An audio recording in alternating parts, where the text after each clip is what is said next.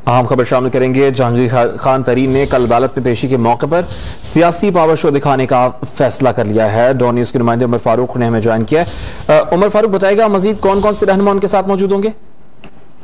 जी, 10 अप्रैल को banking court में जो जहांगीर तरीन की पेशी होगी, उस मौके पर जहांगीर तरीन ने यह फैसला किया है कि वो सियासी पावर शो दिखाएंगे और इससे कबल आज रात को उनकी रिहाइशगाह पर एक अशाइया मुनक्किद किया जा रहा है, जिसमें कौमी और सूबाई असम्बली के अरकान शामिल होंगे और दीगर पीटीआई के रहनुमाओं को भी इस अशाइये में मदऊ किया गया है। इस अशाइये में खास तौर पर जो हमख्याल ग्रुप है पीटीआई अरकान असम्बली का, उसको भी मदऊ किया गया है। इससे कबल भी जहांगीर तरीन जो है वो अपने घर पर नाश्ते के मौके पर कौमी और सूबाई असम्बली के अरकान को उन्होंने इकट्ठा किया था और उसके बाद वो पेशी के मौके पर उनके साथ गए थे।